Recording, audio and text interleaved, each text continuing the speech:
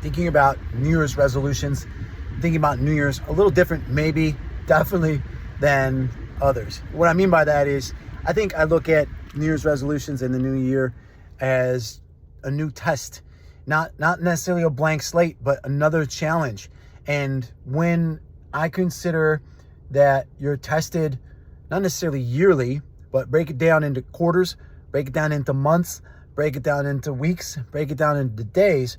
Sometimes looking at it from a yearly perspective and looking at accomplishing a New Year's resolution, it can be daunting / overwhelming / I don't want to do something for a full year. But if you break it down into smaller chunks, again, quarters, months, weeks, days, it seems like you can tolerate it.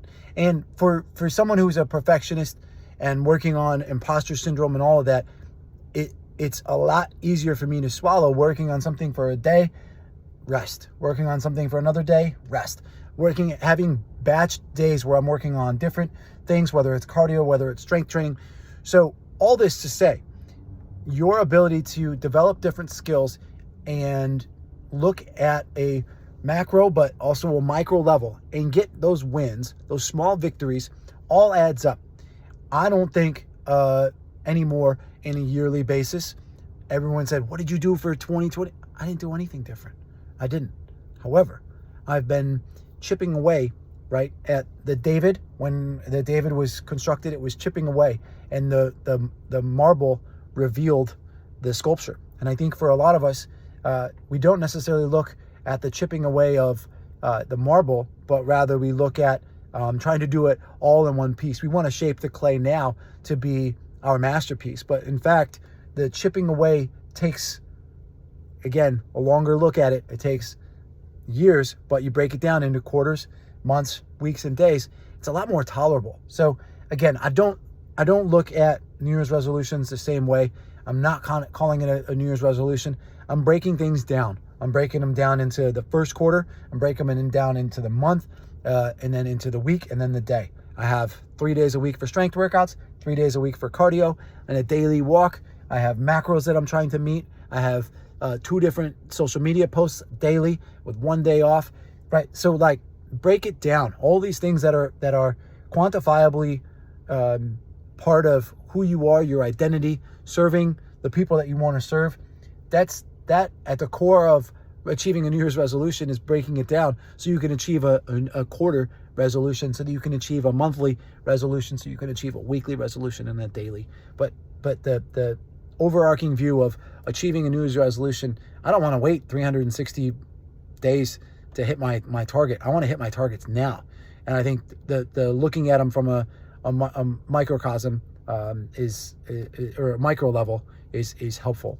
The other thing I think about is climbing a mountain. And as an entrepreneur, you may start off your journey with certain skill set, but the higher you climb, the more you may be exposed to certain elements. You might be exposed to competition. You might be exposed to employees. You might be exposed to your own personal struggles, whatever.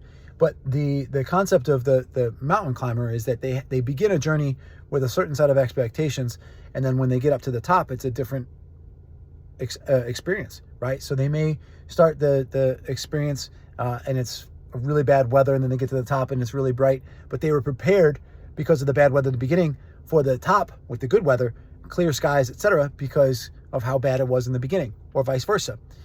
It can be tempting if it's really nice in the beginning and you have a really great start as an entrepreneur to kind of coast, and then you get to the top of the mountain when you're making 6 figures or 7 figures or whatever your number is, and then all of a sudden you get to the top and you're like, oh shoot, there's a storm coming. Am I prepared for this? And this is potentially what happened in March of 2020.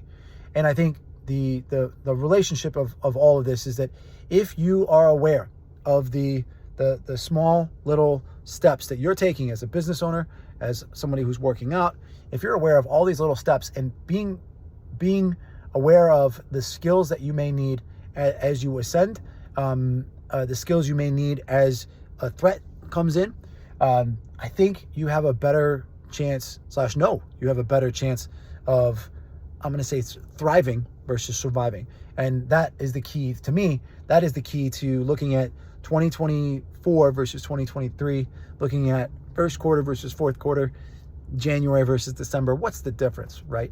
So, yeah, I think looking at in a nutshell, if you can look at and break down 2024 into different parts, 365 days, and break down those days, I think you'll have an easier sense of accomplishment, an easier sense of achievement, an easier sense of task management, all of that.